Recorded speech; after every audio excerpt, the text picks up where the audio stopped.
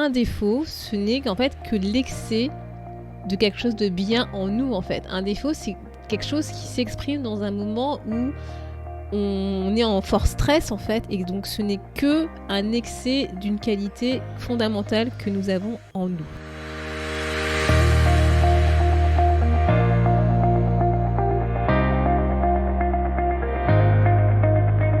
Bonjour à tous et à toutes, vous êtes sur le podcast Le quart d'heure d'Inspire Action. Moi c'est Wefa, votre coach en transformation de vie.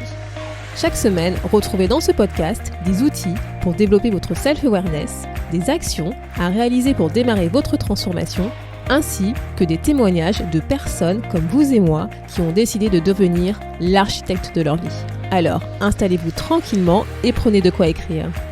Hello la communauté, j'espère que tu vas bien et que tu as apprécié le dernier épisode où je te partageais un exercice pour identifier tes talents à partir de tes valeurs.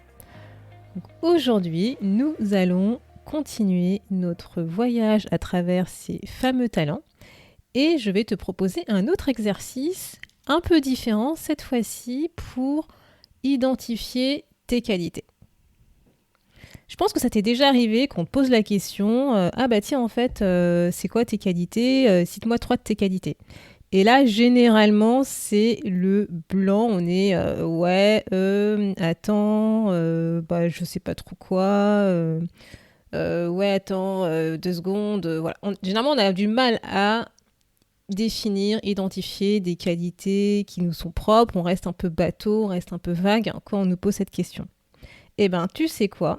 Dans cet épisode, je vais te proposer un exercice à réaliser qui va te permettre en fait d'identifier tes qualités. Oui, c'est comme les talents, tu as plein de qualités, tu vas voir et je vais te le montrer.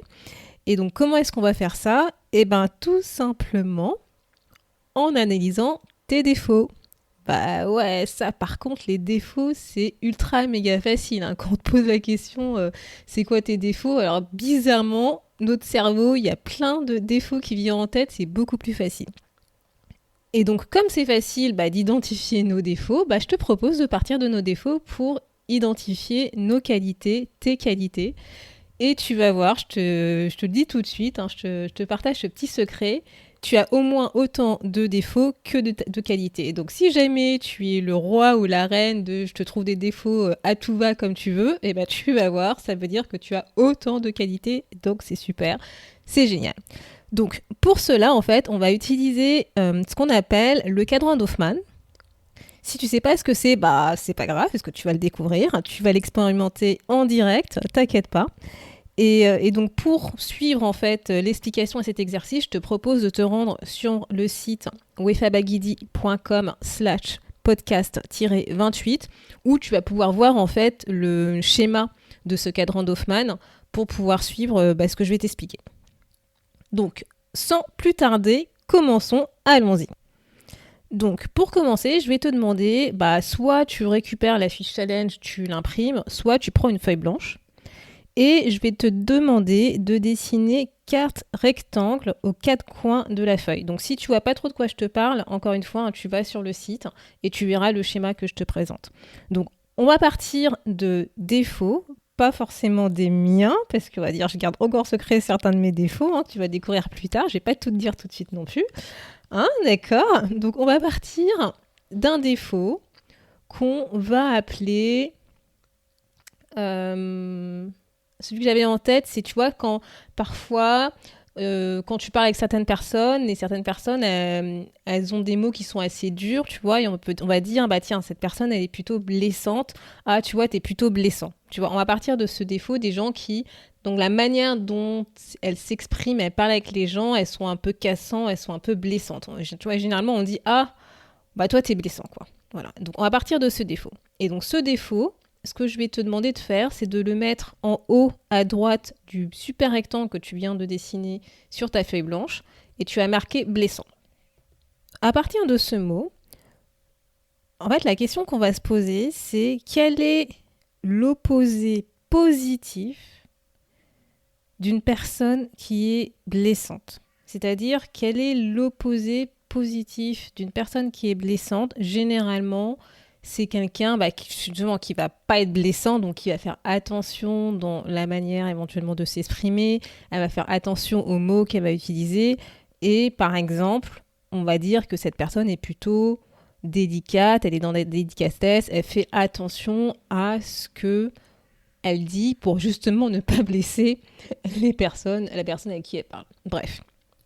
Donc on va prendre le mot délicat, sachant que je pense que tu commences à me connaître, hein, le mot que tu utilises, c'est ton propre mot, il faut qu'il te parle à toi. Donc là, je te donne cet exemple pour que ce soit parlant pour toi, mais n'hésite pas à faire l'exercice, à refaire l'exercice quand il sera fini, avec des mots qui te parlent à toi. Donc là, on va dire une personne, en fait, l'opposé positif d'une personne qui est blessante quand elle parle, c'est plutôt une personne qui est délicate.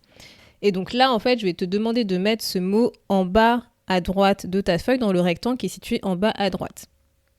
Voilà. Donc une personne qui est délicate, voilà, c'est une belle qualité. Donc là, tu vois, à partir de ce mot, délicat, je voudrais que tu réfléchisses justement à quel serait l'excès de quelqu'un qui est délicat, qui est dans la délicatesse, dans la manière dont elle parle. Donc quelqu'un qui est trop délicat dans la manière dont elle parle, ça peut être quelqu'un qui va faire trop attention justement, donc tu vas être trop peut-être dans la politesse, qui va être trop dans le respect, qui va flatter pour pas blesser, quelqu'un qui va peut-être être obséquieux dans la manière de parler, enfin c'est vraiment ce côté excessif, excès. Donc je te laisse choisir ce que tu prends, trop poli, trop de respect, obséquieux, flatteur, etc. Donc moi je vais retenir obséquieux dans ce cadre-là, et je vais te demander de mettre en fait ce mot trop poli, trop respect, obséquieux, flatteur, en bas à gauche, donc le rectangle qui se situe en bas à gauche. Et donc pour remplir le dernier cadran que tu as en haut à gauche, je vais te demander justement de réfléchir à quelqu'un qui est... Enfin, quel est l'opposé positif de quelqu'un qui est trop dans la politesse, trop dans le respect, flatteur, obséquieux? Eh ben, moi, je vais prendre le mot en fait qui me vient en tête quand j'ai fait l'exercice. C'est quelqu'un qui est franc en fait, qui va dire ce qu'il pense tel que c'est. Et donc, c'est quelqu'un qui va être franc, c'est quelqu'un qui va être dans la franchise. Voilà. Et donc, normalement, si tu as bien suivi ce que je t'ai dit, tu dois avoir 4 beaux cadrans. Si tu pars donc en haut à droite du défaut blessant, tu descends en bas, tu vas avoir délicat. Tu vas en bas à gauche, tu vas avoir trop poli, trop de respect, flatteur, obséquieux, tu choisis ce que tu veux. Et si tu remontes, tu vas avoir la franchise. Et donc, si tu y réfléchis, quelqu'un de franc, d'accord, qui est une qualité en tant que telle, l'excès de quelqu'un qui est trop franc, qui dit ce qu'il pense tout le temps en excès, qu'est-ce que ça donne? Ça peut donner quelqu'un de blessant. Et donc, comme tu vois, on a fait le tour du cadran. Et là, ce qu'on a fait, en fait, c'est un cadran d'Hoffmann. Donc, si jamais il s'avère que tu es une personne blessante ou qu'on a pu te dire ça, ton entourage a pu te dire « Oh, fais attention parce que là, t'es un peu blessante dans la manière dont tu parles », ça veut dire en fait que t'as une qualité qui est la franchise. Voilà. Je vais te donner un autre exemple rapide pour que justement tu comprennes comment ça fonctionne. Et là, je pense que ça va sûrement te parler. Moi, en tout cas, je sais que ça peut me parler. Et d'ailleurs, je vais te dire, en réalité, le premier aussi me parle, puisque souvent on dit que je peux être quelqu'un de blessante quand je parle. Bref. Donc, le deuxième exemple que je vais te partager avec toi, c'est si donc on part en haut en haut à droite, on va partir justement d'un défaut qu'on peut éventuellement te dire, que tu peux avoir. On va partir, peut-être, je sais pas si tu as tendance à t'oublier, tu vois, à penser trop aux autres, pas justement penser à toi, à t'effacer et être vraiment peut-être trop focus sur les autres quitte à t'oublier. On va partir de ça. Si tu descends, justement, quel est l'opposé positif de quelqu'un qui a tendance à trop s'oublier, à être trop focus sur les autres et pas à penser à soi? C'est quelqu'un qui va être plutôt penser à soi, justement, qui va avoir conscience que les autres sont autant importants que soi-même, et donc c'est une personne qui va plutôt tendance à penser aussi à elle, donc penser à soi. Donc en bas, l'opposé positif de s'oublier, on pourrait dire penser à soi. Si tu vas en bas à gauche, l'excès de quelqu'un qui pense à soi, qu'est-ce que ça peut être ? On peut se dire, tu penses trop à toi, donc en gros, t'es égoïste. Donc là, je pense que ça te parle complètement. Voilà, donc quelqu'un qui pense trop à soi, clairement, on va dire, t'es égoïste. Et donc là, c'est ce que tu vas trouver en bas à gauche. Et si tu remontes, l'opposé positif de quelqu'un qui est égoïste, c'est quelqu'un qui est altruiste. Voilà. Et donc, quel est l'excès de quelqu'un qui est altruiste, justement, c'est quelqu'un qui va avoir tendance à s'oublier, à penser trop aux autres et pas à penser à soi. Et donc, encore une fois, comme tu vois, on fait le tour des 4 rectangles, donc on fait le tour du cadran, d'où le cadran d'Hoffmann. Donc, tu vois que ça marche. Je t'invite à essayer de le faire avec quelques autres défauts et tu vas voir que normalement, ça marche dans la plupart des cas.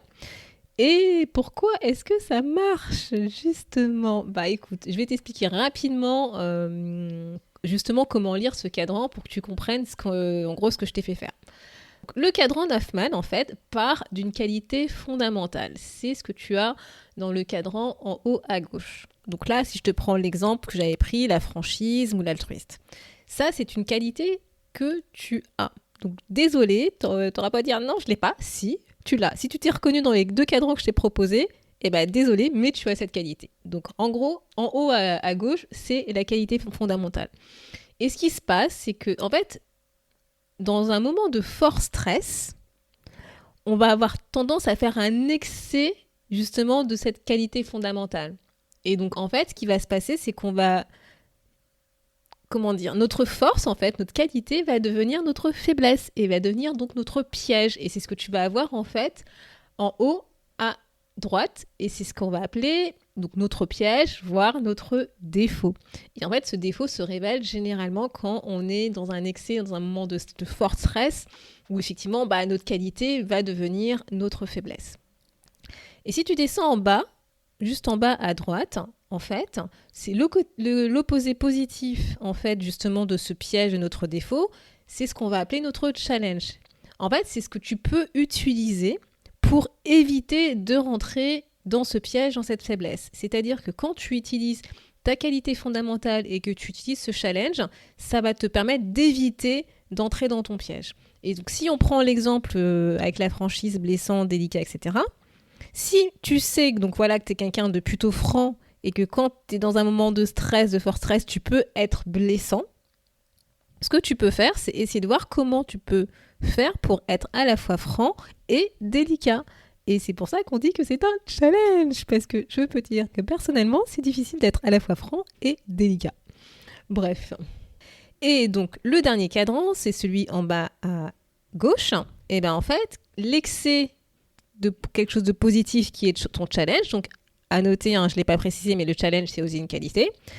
C'est ce qu'on appelle ton allergie. Et généralement, ton allergie, c'est que les personnes qui se comportent de cette manière, tu les supportes pas vraiment. Donc pareil, encore une fois, si on prend l'exemple, là on va prendre l'exemple de altruiste, s'oublier, penser à soi et être égoïste. Généralement, si tu es plutôt quelqu'un d'altruiste, les gens qui ont tendance à avoir un comportement égoïste, je pense que tu peux pas les supporter. Et donc c'est ce qu'on appelle être en allergie avec une personne. Donc voilà en gros comment se lit le cadran d'Hoffmann. Donc n'hésite pas encore une fois à aller sur le site wefabagidi.com/podcast-28 où tu auras l'explication de ce cadran. Si jamais tu es notamment quelqu'un de visuel, ce sera peut-être plus facile pour toi de le suivre. Donc, ce que je te propose cette semaine, je vais te proposer d'identifier 3 défauts que tu penses posséder et en fait tout simplement de faire cet exercice du cadran d'Hoffmann pour pouvoir identifier à la fois ta qualité, parce que oui, encore une fois, tu as une qualité, tu as des qualités même, et ton challenge. Et en fait, une fois que tu auras fait ça avec 3 de tes défauts, donc tu vas te retrouver avec un couple de 3 qualités challenge, je vais te demander d'aller poser la question à ton entourage pour leur demander si effectivement ils reconnaissent cette qualité en toi et si ils reconnaissent le piège, c'est-à-dire le défaut que tu as identifié également. Et garde en tête que généralement, tu a tendance à exprimer ce défaut parce que tu es dans un moment de fort stress. Et donc, en fait, cette qualité qui est une force devient une faiblesse. Et donc, pour contrer ça, n'oublie pas que tu peux utiliser ton challenge pour pouvoir éviter de rentrer dans ce piège. Donc, en fait, ce que je veux que tu retiennes, et oui, je vais me répéter, le dire et le redire, nous avons tous et toutes des qualités. En fait, on a tendance à l'oublier parce que c'est vrai qu'on se focalise plutôt sur nos défauts, parce que voilà, je pense que c'est culturel, je l'aborderai ça dans un autre épisode. Mais voilà, vraiment retiens que nous avons tous et tous des qualités et que surtout, je pense que là, tu as pu t'en rendre compte, c'est que un défaut, ce n'est qu'en fait que l'excès de quelque chose de bien en nous, en fait. Un défaut, c'est quelque chose qui s'exprime dans un moment où on est en fort stress, en fait, et donc ce n'est que un excès d'une qualité fondamentale que nous avons en nous. Et donc, notre challenge, c'est d'en prendre conscience et c'est de trouver une autre qualité qu'on peut utiliser pour contrebalancer justement ce piège et ne pas rentrer dans ce piège et donc de ne pas se focaliser sur nos défauts. Voilà. Donc j'espère que cet épisode t'a permis de prendre conscience que tu avais plein de qualités. Et encore une fois, si tu as plein de défauts, et ça veut dire que tu as plein de qualités. Donc super youpi génial, tu vois, je pense que tu auras plein de trucs à travailler. Si jamais tu as des questions sur ce que je te viens de t'expliquer, te présenter, des interrogations, quoi que ce soit, encore une fois, n'hésite pas à m'écrire. Je suis là pour répondre à tes questions et te challenger. Merci d'avoir écouté le podcast Le quart d'heure d'Inspire Action. Et surtout, n'oublie pas, ce podcast est fait pour toi, pour t'inspirer à passer à l'action maintenant pour changer ta vie.